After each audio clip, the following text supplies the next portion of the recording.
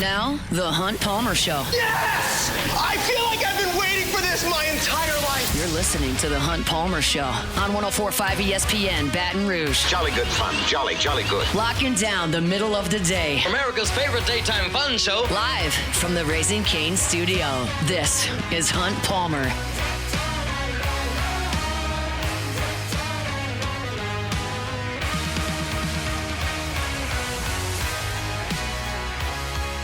Welcome in. Hunt Palmer coming to you from the Raising Cane studio downtown in the capital city on this Monday. Hope your weekend was a good one and that work week's off to a good start. Glad you're hanging out with us. Lots to do over the next 2 hours. What positions are the best ones to be shopping for in this NFL offseason? We'll talk about it in 30 minutes. Olympics are in the books. We'll talk about that at the end of the hour. Jeff Palermo is going to be with us at 2 o'clock. He was on the call for the LSU Sports Radio Network all weekend long in Jacksonville. So Jeff will jump on at 2 o'clock to talk about his experience there. I took some notes on what went on in the SEC in baseball over the weekend. And LSU played some basketball games as well that we might get to in hour number 2. Let's log it in and start it up every day. It's the same way. It's our opening drive. Welcome to the big league. It's time for Hunt's Opening Drive. Presented by Fabry Chevrolet GMC in St. Francisville. 3-0 week for the Tigers. We last left you on Friday. LSU was in the middle of their game against Indiana, and that one got hairy. LSU was trailing in that game, and then they weren't because they scored 9 runs in the 8th inning. But they went into the 8th inning trailing 5-4. And then after that point, where it was 5-4 at the end of the 7th, LSU outscored its Jack's Classic opponents 29-7 to sweep the weekend. I don't know how good Indiana is. I don't know how good Notre Dame is. I don't know how good Central Florida is. And I don't know how good LSU is. But I'll tell you this. I feel very good about where their offense is right now. We're going to talk pitching in 12, 15 minutes. And I think there were some really positive things this weekend in pitching. And I think there were some things that I look at and would like to see them as building blocks for the future. But the offense right now against sub-SEC competition is just clicking on every cylinder you can fire on. I am fully aware of the competition level in terms of it's falling short of the top of the SEC. You're not facing Arkansas. You're not facing Mississippi State. You're not facing Florida. You're not facing Vanderbilt. You're not facing Texas. I know that. I don't know what level you're facing, but you're not at that.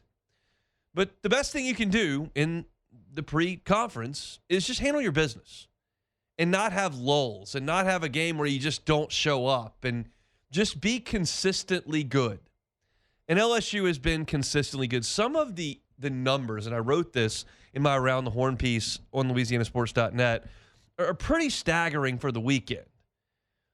LSU was only retired in order 3 times in 23 innings. There was a 4th where there was a double play, and they only had 3 guys go to the plate. But only 1, 2, 3, 3 up, 3 down, 3 times in 23 innings. They had 9 crooked numbers. They had 40 hits in 23 innings, scored 34 runs in 23 innings. And if you add up the base runners, 40 hits, 25 walks, and 5 hit by pitches, LSU produced 70 base runners in 23 innings. 70 in 23 innings. There's just not a weak spot in the order. They're executing properly. You saw a really nice sacrifice bunt yesterday from Mason Braun. You saw 5 guys yesterday come to third base with less than 2 outs. All 5 came home. When there's a mistake made, guys are making folks pay. Zach York, huge 3-run home run up to the right center field wall on Friday. Cade Arambidi hit 2 long home runs, 1 to straightaway center field, and then he got a mistake fastball yesterday, turned on it, crushed it through the wind out of the ballpark to left field. They're using the backside of the field. You saw Trent Caraway spray a double to the right side in the game on Saturday. You saw Cade Arambidi use the middle of the field for a home run on Saturday. Omar Cerna used the backside of the field for an RBI single on Saturday. They're not striking out a lot. They're drawing a ton of walks. They're hitting the ball hard. They're executing offensively. They're hitting for power. It's been a remarkably consistent offensive approach for LSU. This is a very key stat, especially when you get to the postseason, really. Getting that leadoff man on is such a big deal. You get the pitcher in a stretch. You open up your offensive options because you have outs to play with. They put the leadoff man on 15 times in 23 innings. 65% of the offensive innings, the pitcher is immediately behind the 8 ball. And that's not a skill you can be good at. You can't be good at getting the leadoff man on. You can just have a lineup that's deep enough that no matter where you start innings, you feel like you're in a good spot. And what LSU has in this lineup, even with Stanfield out, and he'll be back, you have so much depth on both sides of the plate that you're able to create favorable matchups against every starting pitcher.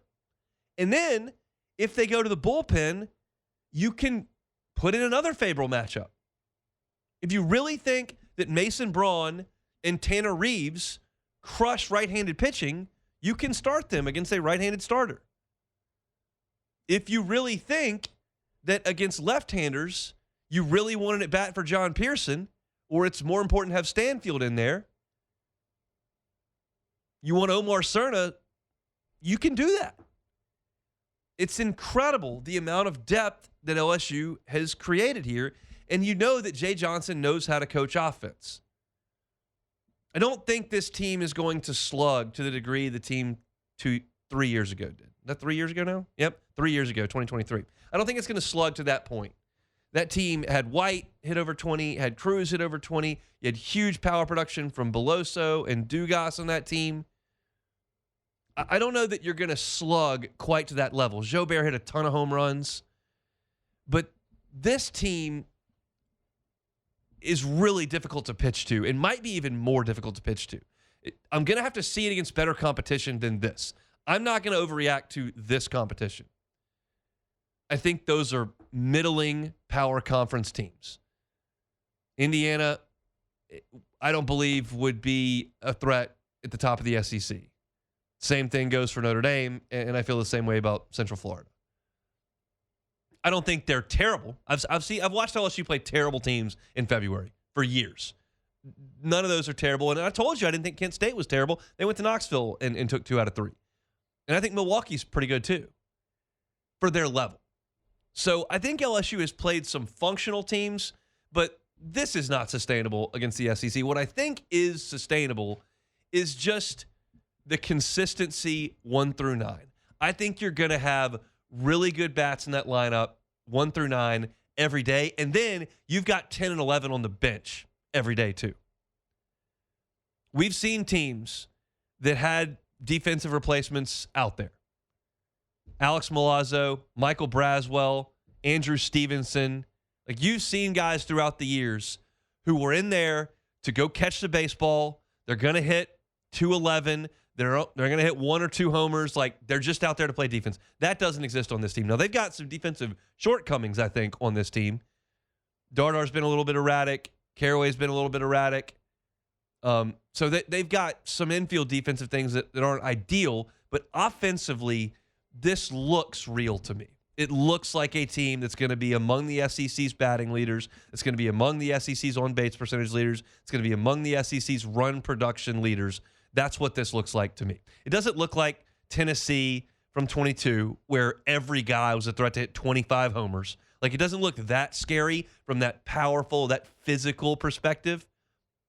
But in terms of trying to navigate and get 27 outs, it's intimidating. Because, like, if you look back at Friday, this is what LSU scored against Indiana. 1-0, 1-0, 2-0, 0-9. It's just the dam broke. And then you go back to Saturday against Notre Dame, and you look at how the Irish tried to navigate, and LSU went 0-2-3-2-0-2-0. 0-0. I mean, it's just constant crooked number. No matter where you are, it's a threat to come up. And then you go to Sunday when they take on, and I think Wicker is a talented pitcher that Central Florida put out there early in the game. And you know that Chandler Dorsey's a pretty talented guy, and I hope he's okay after coming out of that game.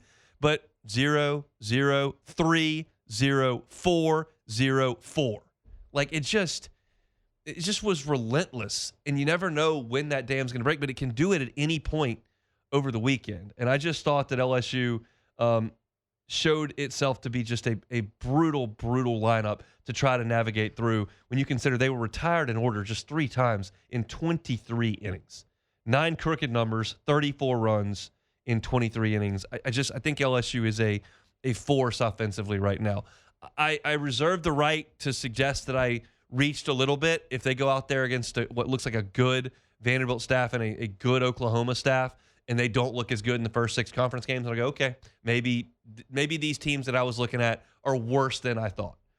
But I don't think LSU's played a bad team yet. I think they just haven't played what they will play in 2 weeks. And now you get to the point in the schedule that is the toughest for the fans. For me, as someone that covers the team, you got to wait this week, and then the next week, and then the next week. At the end of that week is SEC play. So from right now, it's 3 weeks until SEC play. 2 game weeks, but 3 weeks until they actually throw that first pitch in Nashville.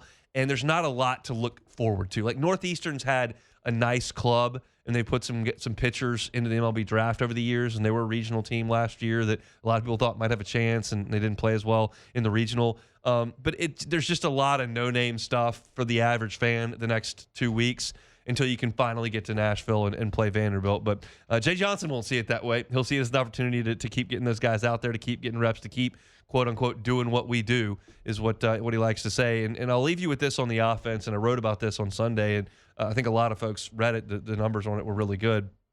You saw 2 opposing head coaches with really, really high praise for LSU offensively. And I think that speaks volumes. This is going to be a reach, but it's something that triggered in my brain when I heard them say this. I just didn't appreciate Skeens as much until Jim Schlossnagle, the first SEC weekend, said post-game after Skeens' start, he said, I watched in person Strasburg. I watched in person, and he said somebody else. And he said, he's better.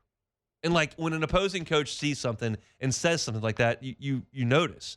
And Jeff Mercer, who is Indiana's head coach, said this after the game: there's nothing left for college baseball to offer us than what we've already seen. We played 5 games. There's nothing left for them to offer us. We've played one of, if not the best pitching staffs last week. That was when they played North Carolina. And then he said, we played one of the best, if not the best offense in the country today. So there's nothing left for us to face. You look at Sean Stifler, Notre Dame's coach. He said, they don't swing.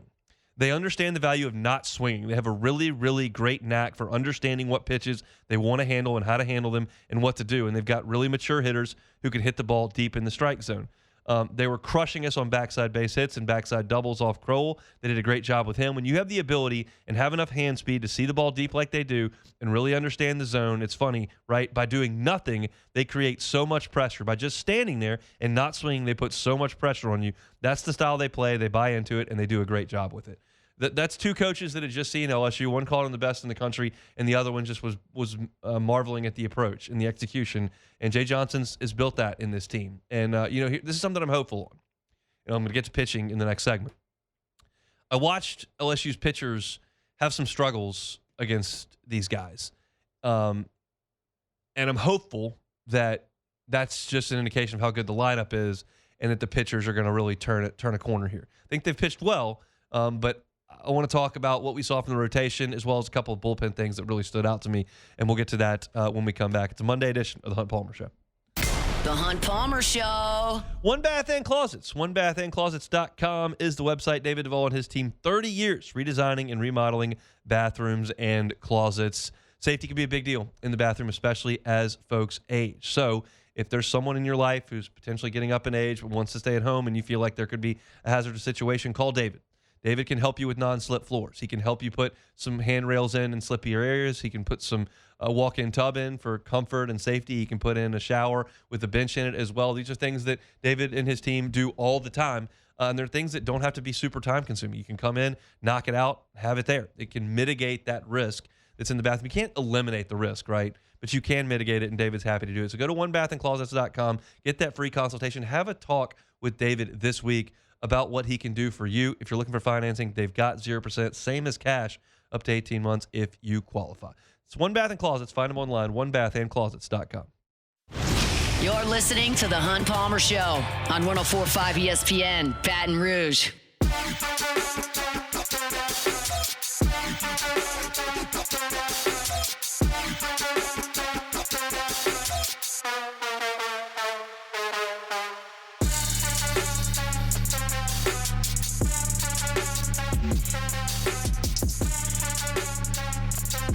So that's a look at the offense to open the show. Let's talk pitching.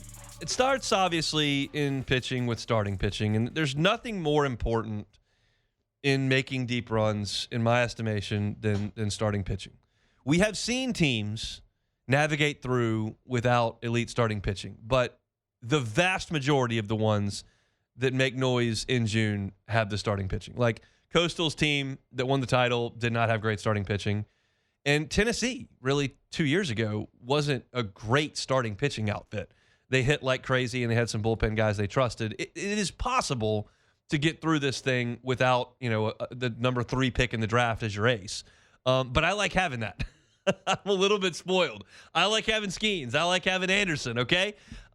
So I grade on a tough scale with starting pitching. Some things stood out to me this weekend.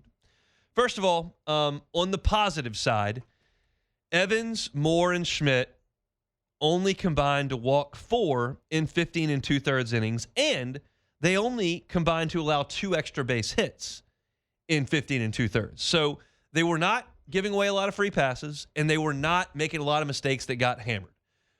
Moore did give up. He hung a breaking ball and gave up a home run to the kid from Notre Dame. But there was not a lot of damage being done off of them, and they weren't giving away a bunch. That said, it was not dominant by anybody. Schmidt was very good. I don't want to take that away from him. He was very good. But his pitch count got up, and he got behind in some counts and had to battle. And I don't know if Central Florida is an SEC level squad. So as I tweeted this, I don't want to be misconstrued here. I tweeted this. I thought that Sunday was a huge building block for William Schmidt. I really liked the way he threw it. I think he can build on it, though. I think he can be better than he was. So let's take them individually. Let's start with Schmidt on Sunday. Here's what I loved about Schmidt on Sunday. In the 4th, he gives up the leadoff double. Comes back, strikeout, strikeout, strikeout. Boom. Loved the response to that. It was awesome. And then in the 5th, which ended up being his last inning, he gives up a leadoff single. Then he, boom, comes right back with 2 strikeouts. He issues a walk, and then there's a wild pitch. So there's that erraticness that he sprays it sometimes. And all of a sudden, you've got 2nd and 3rd with 2 out, and he goes full count, and he finds a strike zone and gets the fly out and gets out of it. I thought that his outing as a whole was a very, very positive thing. But as I've said, and this is not William Schmidt's fault, it's just I cover LSU. I cover the standard of college baseball. And so when I'm talking about teams, I start talking about how you match up to the standard. And when I watch Schmidt, he doesn't quite have the command that I watched Anderson have last year, that I watched Ianson have last year. He doesn't throw as many strikes as Skeens did. Like, I understand. I'm hearing myself. I know how outrageous that sounds. And if William Schmidt was not a potential first-round pick out of high school that signed with LSU, and instead he was the Saturday starter for Cal, like, if he threw that outing, I'd be like, this is incredible. But I am holding it to ace-level standards, to Alex Lang, to Kevin Gausman, to Paul Skeens, to Aaron Nola, to Cade Anderson. Like, that's the level I'm grading on, and he's not quite there yet. The great news is that's in there.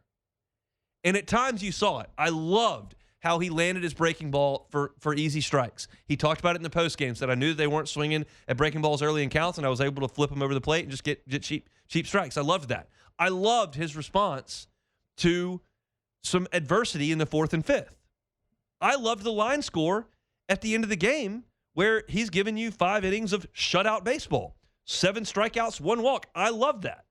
But in 5 innings, 91 pitches. That pitch count got elevated a little bit. He went to 3-ball counts a lot.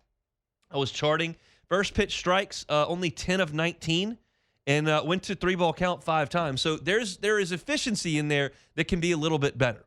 But he's a better pitcher than he was last year, and I think that his strides from week 1 to week 2 were very noticeable. I loved William Schmidt's outing, and if I was just counting on him to be some Joe number 3 starter down the line at South Carolina, that would be great. I'm grading on an A scale, and he's taking steps. Like Schmidt's outing, need to be a little bit more efficient, but overall, very, very good. We'll go back a day to Moore on Saturday. Gave up a lot of hits. Gave up 8 hits in 5 2/3. But here's the deal with Cooper Moore, and this is something that I think we're going to see a lot of with Cooper Moore. He struck out 11 on opening weekend. That, I don't think, is going to be his MO. I think what you saw on Saturday is going to be more of what Cooper Moore does, actually, and that is early contact, lots of ground balls, weak contact, and an ability to pitch deep in the game if he needs to. Notice he's the only pitcher that got into the 6th inning. He got 2 outs in the 6th inning, and he gave up 8 hits and was pulled after 5 2/3 at only 78 pitches. Because he gets a lot of contact. He had 6 ground ball outs. He did punch out 6. And I think the efficiency is going to be there with Cooper Moore. I like him. He made the one big mistake and hung the breaking ball, and the kid hit it out. But other than that, he was okay, and he's going to pitch in some traffic, and he's going to be very, very poised and composed. He's an older player. He's got a great head on his shoulders. We've talked to him a few times. So Cooper Moore does not, to me, look like an SEC ace either. But he does look to me like a very quality SEC starting pitcher who is going to give you what you need. And he got LSU into the 6th inning on Saturday, gave up the 3 runs, didn't have huge issues, and was able to turn it over to the bullpen. And then we'll go to Evans before we get to the bullpen. Kason Evans, his line is not great from Friday. 5 innings, 3 runs, 4 strikeouts, 2 walks. It doesn't look awesome. He pitched better than that. In 3 of his 5 innings, he got him up and down in order, which I love. And then in the inning where they tallied the 3 runs on him, the 3rd, it wasn't a disaster by him. So you get an infield single, and then you get a ground ball to short. They make the play at first. And then he walks a guy, which is not timely, but you got first and second with 1 out. Then he walks another guy on a long at-bat. That was 1, 2, 3, 4, 5, 6, 7. It was an 8-pitch at-bat. He walks a guy. He was competitive, threw a couple of 3-2 pitches in there that were fouled off, and then he walks a guy. And then he gives up an RBI single. It was on a 1-0 pitch, ground ball through the left side. But the next run-scoring play was a swing and bunt that Aaron Beatty picked up and then tried to toss it back to the plate, and then it rolled out of play. It was a swinging bunt. And 2 runs came home to score on it, and at that point, it's kind of unraveling, and you've got runners runner in scoring position, and Evans comes back and strikes out the next 2 guys on 7 pitches, through 1 ball, 7 pitches. So, again, infield single, walk, 1 ground ball single, swinging bunt. They did not hit him hard at all. But he's not dominating like an SEC ace can. And he's got to graduate to that at some point. And through 2 weeks, he hasn't. I'll be very excited to watch him the next 2 weeks. One of the next 2 weeks, I need him to go out there and go 6 2/3, shut out, 9 strikeouts. I know that's in there. I know he can do it, and that's what I'm looking for in one of the next 2 weeks. He's now worked his pitch count up. He threw, let me see the statistics on that. I've got it here.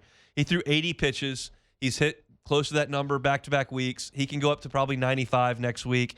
I would love to see him 6 or 7 innings, efficient, strikeouts, and domination. That's what I think he can do. Hasn't quite been there yet. I've still got a little bit of time, so let me get to the theory here on the bullpen and why, while none of these guys set the world on fire, got through 7 innings or whatever, what they did was they pitched 15 2/3 innings, which left a significant amount of innings left for the bullpen to eat up. And what you saw was LSU flex its depth on the mound this weekend with their bullpen, because the bullpen was asked to go 9 1/3. They did, using 9 relievers, which none of them were used twice, and they allowed just 3 earned runs in that 9 1/3. That is a formula that LSU can use every weekend. Like Evans had to come out after 5. You went Williams, Guidry, Fontenot, Binge, Lockenmeyer. 5 guys to pitch the last 4 innings. Then the next day, you got to pull more in the 6th.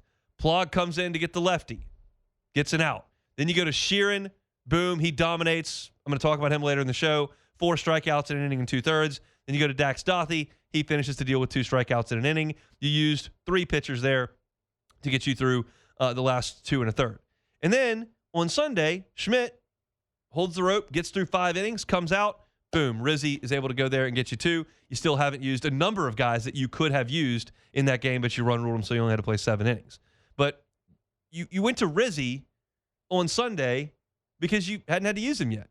You had 9 pitchers that went out there, and that's the kind of bullpen depth that you have. So this team may be able, as I talked about at the beginning of the show, of the segment, this team might be able to only ask their starters to do what their starters did this weekend. Get me through 5, make sure it's 0, 1, 2 runs, and then we'll go to the bullpen, and those we can eat up 10 innings with our bullpen over the weekend. We have enough guys that we didn't even have to use anybody twice, and we can eat up the last 3 innings of every game if we have to. Again, I would prefer it to have Kate Anderson throw a complete game shutout. I'd prefer it to have Paul Skeens go 8 innings, 13 strikeouts. Like, that's the way I prefer to see it. But maybe you can do it with this bullpen. Again, this goes back to competition level. I don't know exactly what this is, and we'll get a feeling pretty quick in SEC play. But it could be a different method for this team because of the depth that they've built, that you've got left-handed options, you've got right-handed options. You don't have to overwork your bullpen. Those guys can stay fresh, and when they're ready to come in, they can dominate. And they don't have to dominate for 3 and 4 innings. They don't have to Griffin Herring it. They can come in and dominate for 5 outs. In the lefty's case, 2 outs. And then go to the next guy. And maybe that's the best way to do it. We're still learning. They're still on pitch counts. It's early.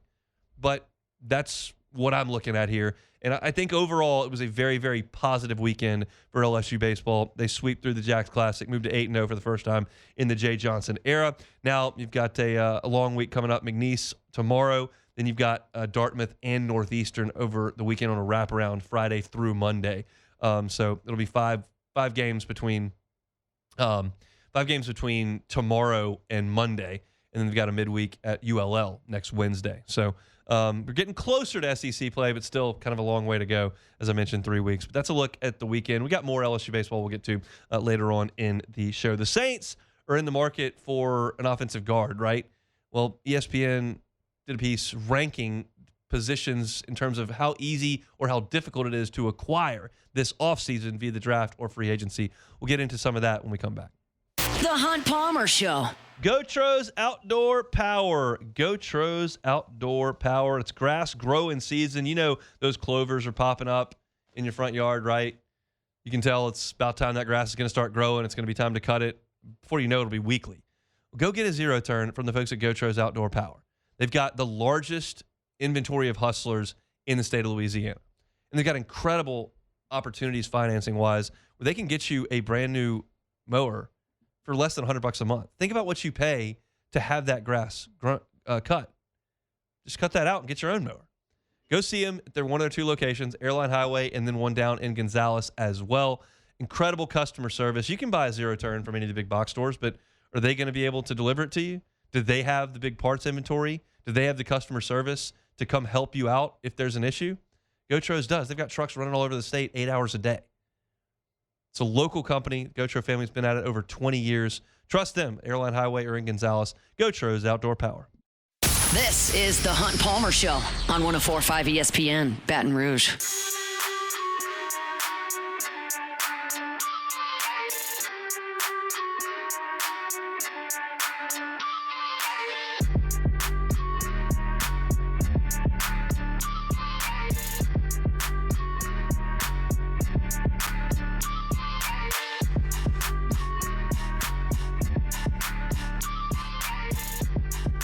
Chugging along here, Monday edition of the Hunt Palmer Show. Hope your work week is off to a good start. February coming to a close this week. It is Heart Month over at Oxford. Great time to focus on your overall health and your wellness.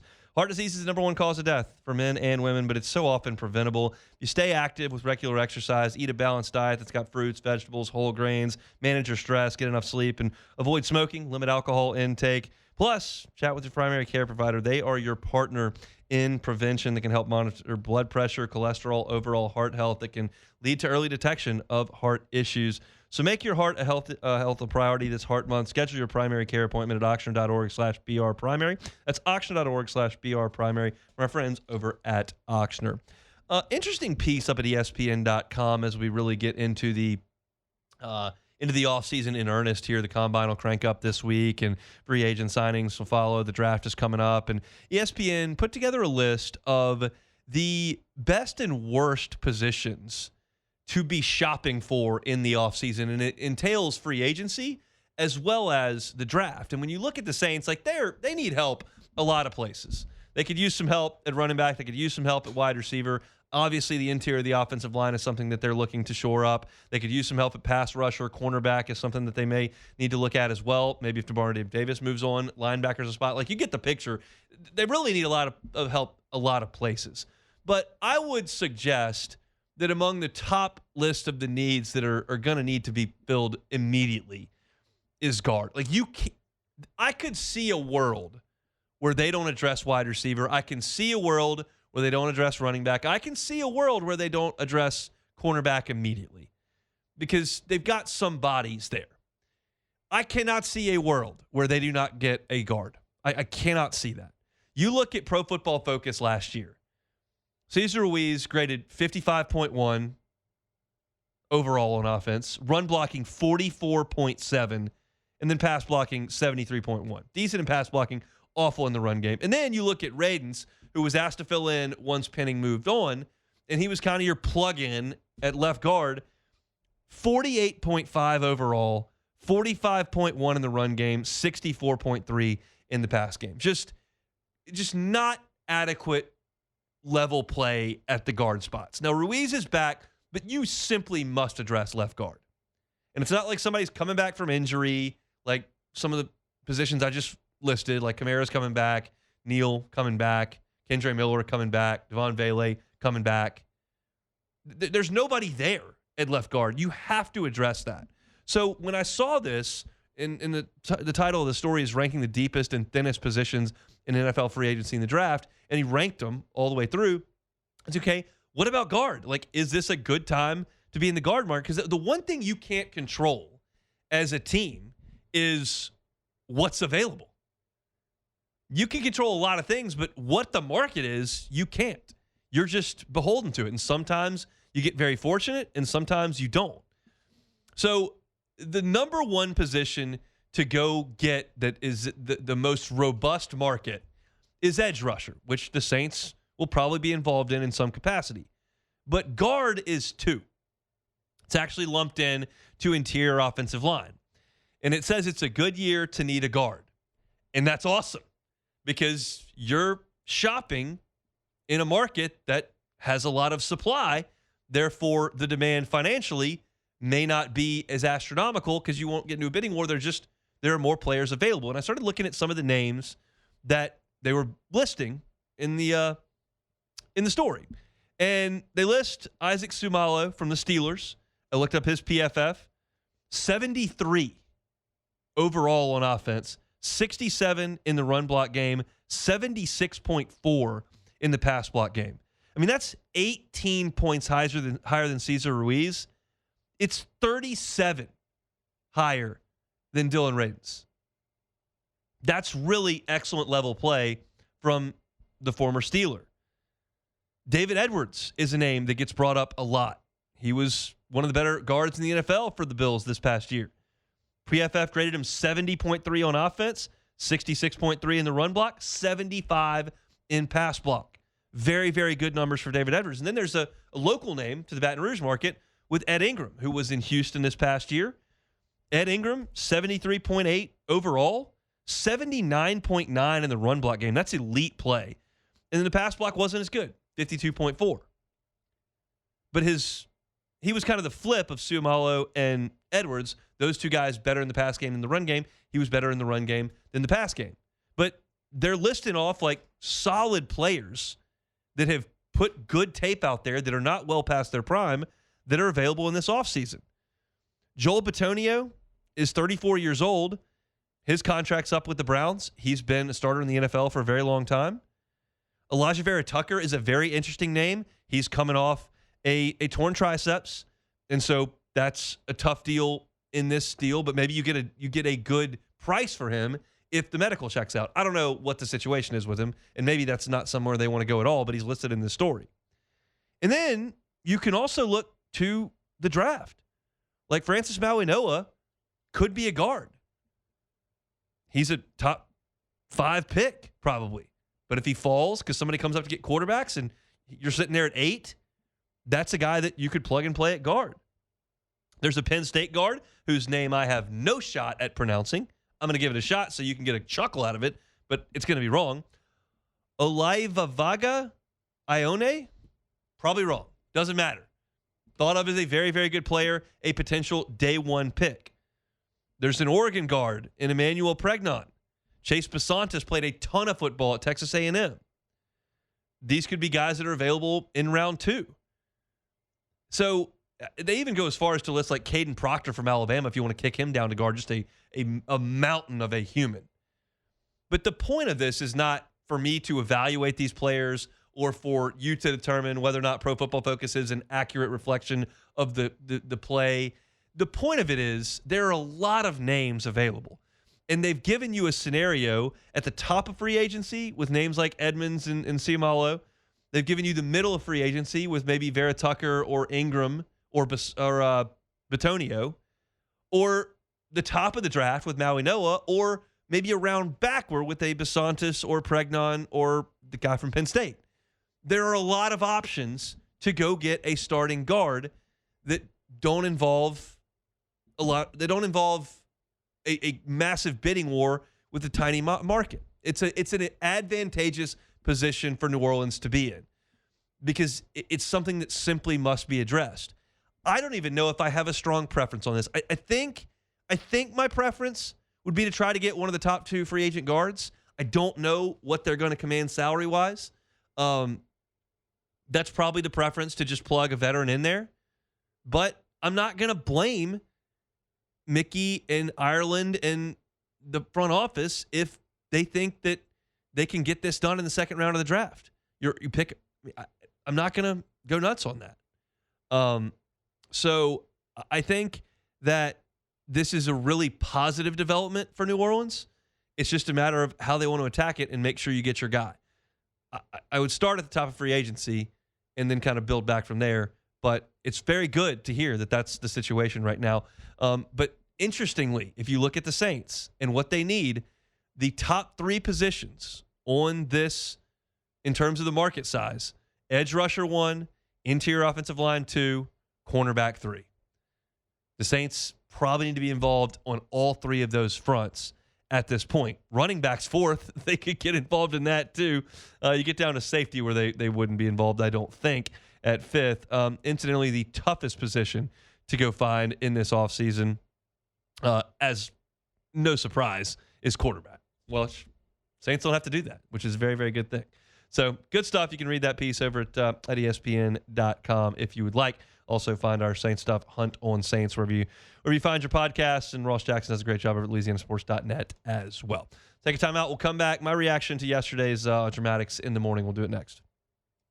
The Hunt Palmer Show. Swing Easy Golf Club in Baton Rouge. SwingEasyGCBR.com. Watched some great golf yesterday out at Riviera. I don't think you can play Riviera on the simulator at Swing Easy Golf Club, but you can play Pebble. You can play Cypress Point. You can play TPC Louisiana. It's a familiar place. Or you can just work on your game at the driving range. It's a great, great, great opportunity there with their swing technology there at Swing Easy Golf Club. And it's a great place to hang out. They've got a big full fridge up there full of seltzers and beers. They got wine on tap as well. You can hang out there with some friends, crank some tunes, hang out in the private bay. Or if you're just looking to work on your game at this time of year when it can be difficult to do so when it's getting dark, it's a little chilly outside. It's all your option right there on Segan at Perkins at Swing Easy Golf Club. Book a tee time, swingeasygcbr.com, or just walk in, Segan at Perkins, Swing Easy Golf Club in Baton Rouge. This is the Hunt Palmer Show on 104.5 ESPN, Baton Rouge.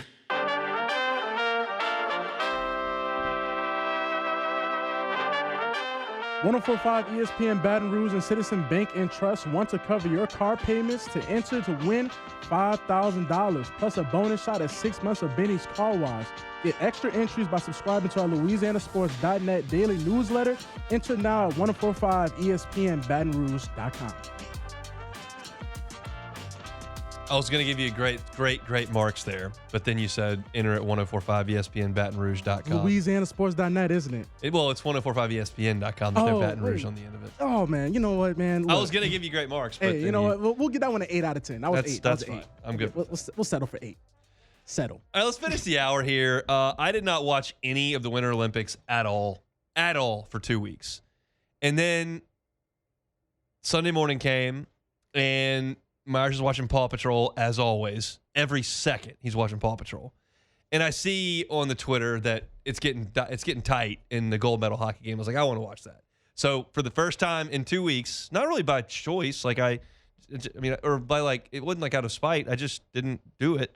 And then I was like, all right, I want to watch this hockey game. And I was into it. I was watching the third period. I watched the last 13 minutes of the third period. Obviously, you have the 2 penalties at the end, go to overtime, and Alyssa was locked in for overtime. Myers was locked in for overtime. And I did not know that they went to 3-on-3 in overtime, but I could tell right out of the chute, this is going to be really quick, because in the 5-on-5, Alyssa's looking at this. She doesn't know anything about hockey. I don't really know anything about hockey. But she's looking, how does anyone ever score? The goalies are so big, and there's a lot of people. They're just crashing into each other. It's it's 1-to-1. They don't score a lot. And then I look up and it's 3-on-3, and they're just gliding through the ice. All right, well, somebody's going to put one on net. I'm just hoping it'd be the Stars and Stripes. And what a really cool confluence of moments that went on with that end of that game. One, everybody on my Twitter feed was locked in. Everybody was reacting. It was just a great moment of national pride. Two, the celebrations from those guys was just incredible. Jack Hughes with no teeth, because he got him knocked out by a stick. Oh, wow. Is bleeding. And he puts in the goal, and he's all smiles with messed up teeth. Was incredible. The celebration with their fallen teammate that had lost his life in that tragic drunk driver bicycle accident a couple years ago, to have his family involved was incredible. And I did not know this. I did not know that USA had not won the gold in hockey since Lake Placid. I had no idea. I actually watched the Lake Placid Netflix documentary last week. It was awesome. I didn't know that was the last time we won gold, and we hadn't. And it was just a big deal for these guys. For Jack Hughes to speak so highly, we just love America, love to represent America. It's just such a great patriotic moment. And I talked last week about the dichotomy of the business of sports and the fandom of sports, and how some players are just in for the money, which it's their job, it's their right to do that, and the fans are only in it for the wins and losses. This is the purest part of it, because they're not out there for the cash. They're out there for the red, white, and blue, to be together as a country and to go out there and do something great. And they did something absolutely great. And it was in just a sensational effort from Hellebuck, the goalie. He was outrageous. And it's a clutch performance by those guys at the end. I said this to my wife after I was watching them celebrate. I was like, how many beers is that hockey team about to drink in Milan? A billion? Yeah. Awesome stuff. Cool moment. One that I'll file that one away in recent memory with Steph Curry in the gold medal game, just going amazing. Nuts from 3 a couple years ago. And then you got this. Those are the 2 best recent Olympic moments for me.